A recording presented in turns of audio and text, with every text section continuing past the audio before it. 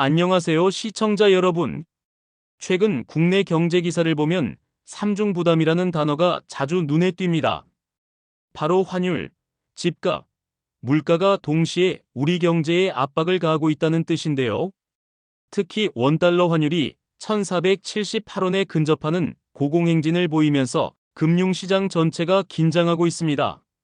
오늘 우리는 최근 나온 기사를 면밀히 분석해서 현재 한국 경제가 직면한 이 복잡한 상황의 핵심 원인과 정부 및 한국은행의 대응책을 4가지 주제로 심도 있게 파헤쳐 보겠습니다. 이 영상을 통해 복잡하게 얽힌 환율, 금리, 국민연금 이슈까지 한 번에 정리하실 수 있을 겁니다. 본론 들어가기 전에 좋아요 한번 눌러주시면 영상 제작에 힘이 됩니다. 자, 첫 번째 핵심은 환율, 집값, 물가, 삼중 부담 앞에서 한국은행이 겪는 고민입니다. 한은금융통화위원회는 최근 기준금리를 연 2.5%로 4차례 연속 동결했습니다. 여기서 중요한 변화가 포착됐습니다. 지난 8월, 10월까지만 해도 금통위원 다수가 3개월 내 금리 인하 가능성을 열어두자는 의견이었습니다. 하지만 이번 회의에서 인하 가능성을 열어둔 위원과 동결 의견 위원이 3대3으로 팽팽히 맞섰습니다. 이는 금리 인하에 대한 기대감이 급격히 식고 있다는 결정적인 신호입니다. 심지어 금통위 결정문에서 지난해 10월부터 유지해온 금리 인하 기조를 이어나가되라는 표현까지 삭제되었다고 합니다. 왜 이렇게 기조가 바뀌었을까요? 그 배경에는 바로 고환율과 물가 압력이 있습니다. 이창용 총재는 현재 금리 인상을 논의할 단계는 아니다라고 선을 그었지만 높은 환율은 수입 물가를 자극하고 이는 곧 전반적인 물가 상승 압력으로 이어집니다. 여기에 집값마저 다시 불안해지면서 한은은 환율 안정과 물가 관리라는 두 마리 토끼를 잡기 위해 쉽게 금리를 내릴 수 없는 상황에 놓인 것입니다. 사실상 시장에서는 한은의 금리 인하 사이클이 사실상 종료된 것 아니냐는 관측이 힘을 얻고 있습니다. 다음은 최근 환율 급등에 숨겨진 그리고 매우 이례적인 원인과 정부의 대응입니다. 기존의 환율 급등 요인은 주로 미국의 고금리나 지정학적 리스크였죠. 그런데 최근 서학개미로 불리는 국내 개인 투자자들의 해외 주식 투자가 환율 불안정의 한 요인으로 지목되고 있습니다.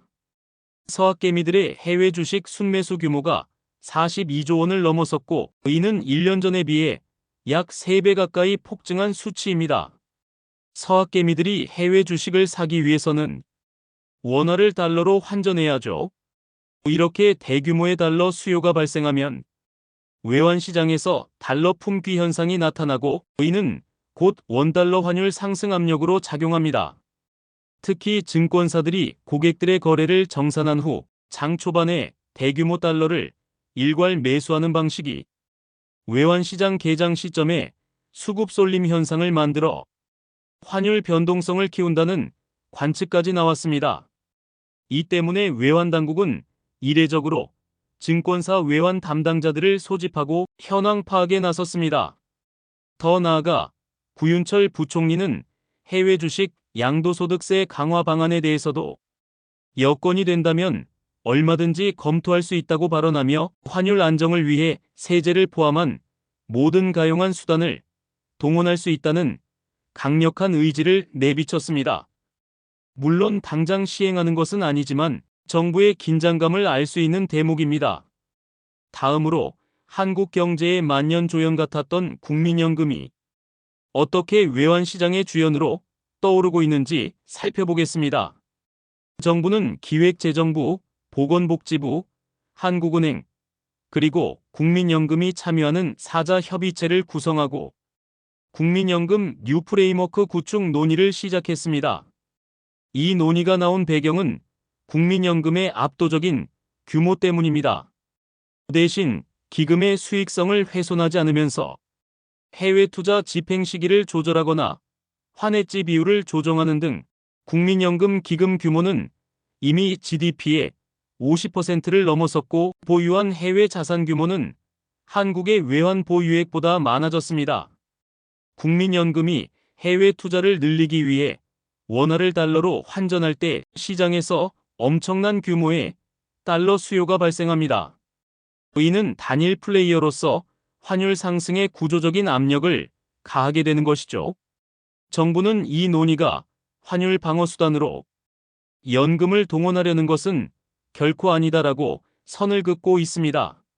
장기적인 시계에서 외환 시장의 충격을 최소화할 구조적 대안을 마련하겠다는 취지입니다. 이는 한국 경제 규모가 커지면서 이제는 연기금 운용 전략 자체가 국가의 외환 시장 안정성에 영향을 미치는 시대가 되었다는 것을 의미합니다. 매우 중요한 구조적 변화입니다. 자, 오늘 우리는 한국 경제의 삼중 부담과 정부 및 한은의 대응을 심층적으로 분석했습니다. 핵심은 이렇습니다.